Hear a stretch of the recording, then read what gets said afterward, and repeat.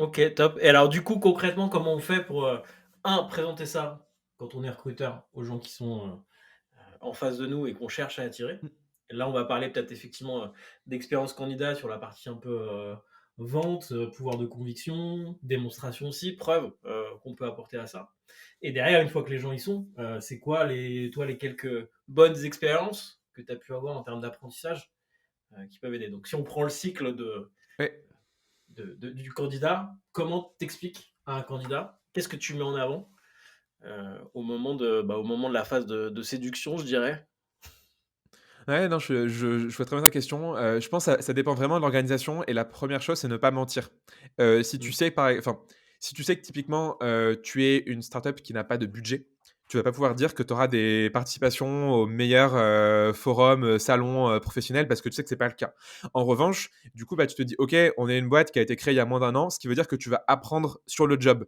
Tu vas être dans du learning by doing, parce que en fait, bah, tu auras pas le choix. Personne ne sera là pour t'apprendre des choses. Donc, si c'est ton mode d'apprentissage, si tu aimes quand rien n'est fait et que tu aimes du coup être un bâtisseur, viens chez nous. Après, l'inverse du coup est aussi valable. Donc, typiquement, aujourd'hui, enfin, un Faber Novel avec 400 personnes, dire à des gens tu vas créer des process, ça serait mentir. Parce qu'aujourd'hui, c'est une boîte qui tourne, qui roule, qui est efficace. Et du coup, tu vas plus apprendre parce que tu vas créer des choses dans la boîte. Tu vas apprendre des gens qui y sont. Tu vas apprendre du partage de connaissances. Mais du coup, c'est pas le même genre d'apprentissage. Donc, je pense que la première chose, c'est être fidèle à la boîte par rapport au type de boîte que c'est et par rapport à comment je dirais, l'étape dans le temps de construction de la boîte. Et ensuite, la deuxième chose, bah, c'est il faut que tu cherches à comprendre comment les gens apprennent. Et typiquement, tu vois, moi, dans mes premiers entretiens avec mes candidats aujourd'hui chez ClearUp, une des questions que je pose, c'est comment tu aimes apprendre. Parce que du coup, en sachant comment les gens aiment apprendre, je sais comment est-ce que je vais pouvoir leur apprendre des choses. Et typiquement, quelqu'un qui te dit, oui, moi j'aime beaucoup que mon entreprise me paye 2 jours avec une table en forme de U et un consultant qui m'explique comment ça marche avec des PowerPoint, bah, on n'aura pas ça chez nous. Et du coup, je dis, bah non, ne viens Il pas y a en des fait. gens qui Enfin, disent ça? Il y a vraiment non, des gens non, personne dit ça.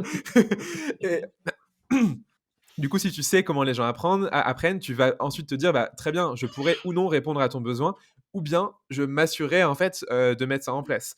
Et donc ça, c'est ça qui aide beaucoup. C'est la deuxième chose, c'est voilà, tu t'adaptes aux gens et c'est comme tu parlais de vente, tu vois, mais un bon vendeur, c'est pas celui qui parle, c'est celui qui écoute d'abord, qui comprend les besoins, qui comprend un peu les triggers et il se dit, ok, très bien, cette personne-là est intéressée par l'environnement, boum, je vais pouvoir te dire que pour chaque apprentissage qui va être effectué, on va planter 3 arbres. J'ai n'importe quoi, tu vois, mais tu cherches le trigger des gens et ce qui va faire, c'est à faire tilt et tu te sers de ça pour expliquer ça. Et donc, ne pas survendre, être honnête à soi-même, puis deux, tu cherches comment la personne va apprendre et ensuite, tu mets en place en interne des modes d'apprentissage qui correspondent justement à tout ça.